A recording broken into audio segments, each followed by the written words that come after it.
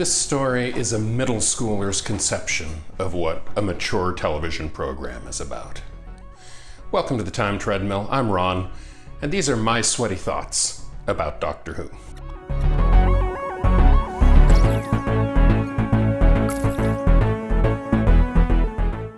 Even worse, this story is written by Chris Chibnall, the current showrunner of Doctor Who, and it displays a fundamental miscalculation on what Torchwood is supposed to be about. The good news is that if this is not the worst Torchwood story ever, it's in very close competition with Cyberwoman. And I say that's good news because that means 2 episodes in, and already the worst is pretty well behind me. I mean, yeah, Cyberwoman is still coming, but I'll deal with that when I get there in a couple of days.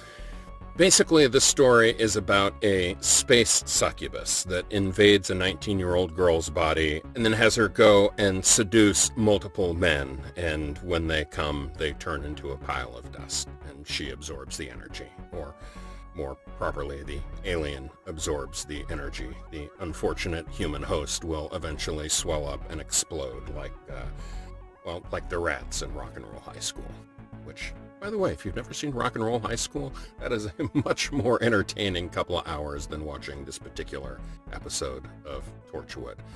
Go, check it out. Enjoy the Ramones. It's awesome. But I guess I have to talk about Torchwood and not Rock and Roll High School. So basically, this story is all sex. It's grimy bathroom sex. It's voyeur masturbation sex. It is getting men off in a fertility clinic sex. And look, I'm not a prude. I am totally fine with sexual content in television stories and movies.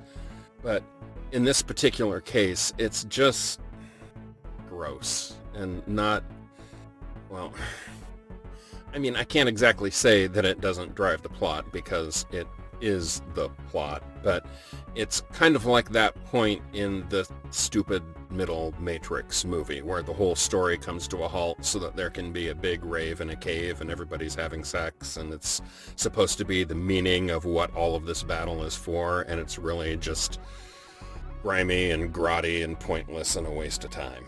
And this story is a waste of time. The only positive things I can say about this story is it is about Gwen Cooper's first day on the job, and although she's shaky at first, she ultimately demonstrates why she is actually excellent in the role.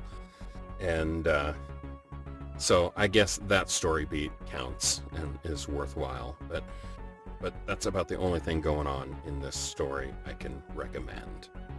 Now, the next story, although it's an early one, is actually better, and it's much more in tone with what Torchwood should be and will be. So, at least I have that to look forward to. I'll see you tomorrow.